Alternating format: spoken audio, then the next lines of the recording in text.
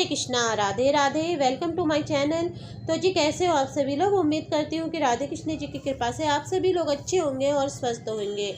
तो जी आज की वीडियो में हम अहोई अष्टमी के विषय में संपूर्ण चर्चा करेंगे। तो नारद मुनि के अनुसार सभी मासों में श्रेष्ठ कार्तिक माह के कृष्ण पक्ष की अष्टमी को कारका अष्टमी नामक व्रत का विधान बताया गया है। इसे लोक भाषा में अहोई आठे या अहोई अष्टमी भी कहा जाता है। अहोई का शाब्दिक अर्थ है अनहोनी की होनी में बदलने वाली माता। इस संपूर्ण सृष्टि में अनहोनी या दुर्भाग्य को टालने वाली आदि शक्ति देवी पार्वती है। इसलिए इस दिन माता पार्वती की पूजा अर्चना अहोई माता के रूप में की जाती है। अहोई अष्टमी का व्रत 5 नवंबर रविवार के दिन रखा जाएगा। अष्टमी तिथि का प्रारंभ 4 नवंबर को मध्य रात्रि 1 बजे से होगा और इसका समापन 5 नवंबर देर रात 3:19 पर होगा।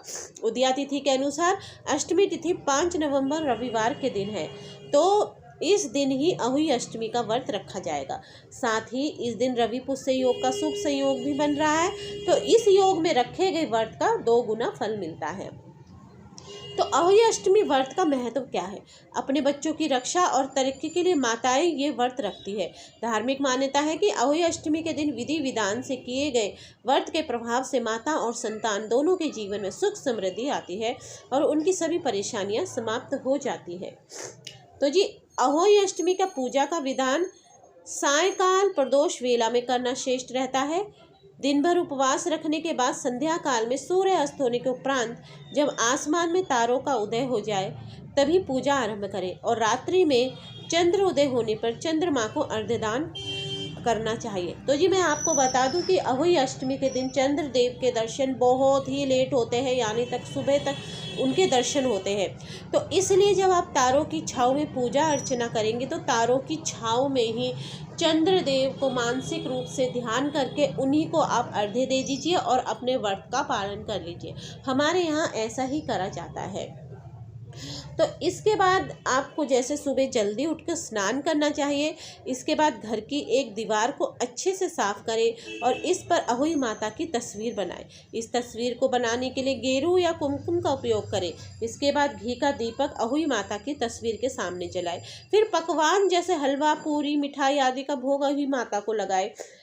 इसके बाद अहोई माता की कथा पढ़ें और उनके मंत्रों का जप करते हुए उनसे प्रार्थना करें कि अहोई माता आप हमारे बच्चों की हमेशा रक्षा करें। अहोई अष्टमी के मंत्र। अहोई अष्टमी से 45 दिनों तक ओम पार्वती प्रिय नंद नंदनाय नमः का 11 माला जाप करने से संतान से संबंधित सारे कष्ट मिट जाते हैं। अहोई अष्टमी व्रत की कथा के अनुसार प्राचीन काल में एक साहूकार के 7 बेटे थे।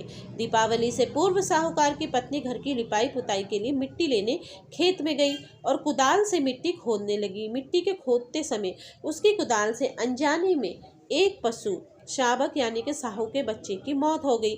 इस घटना से दुखी होकर साहू की माता ने उस स्त्री को श्राप दे दिया। कुछ ही दिनों के पश्चात वर्ष भर में उसके 7 बेटे एक के बाद एक करके मर गए। महिला अत्यंत व्यथित रहने लगी।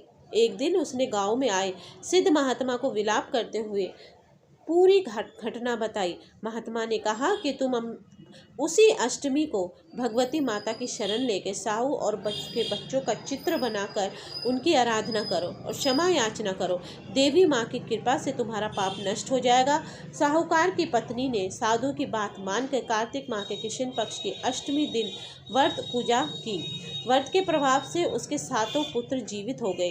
तभी से महिलाएं संतान के सुख की कामना के लिए अहोई माता की पूजा करती हैं।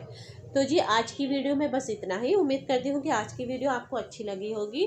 अगर वीडियो अच्छी लगे तो वीडियो को लाइक एंड शेयर करना ना भूलें और मेरे चैनल को सब्सक्राइब करना ना भूलें। हरे कृष्णा, राधे राधे।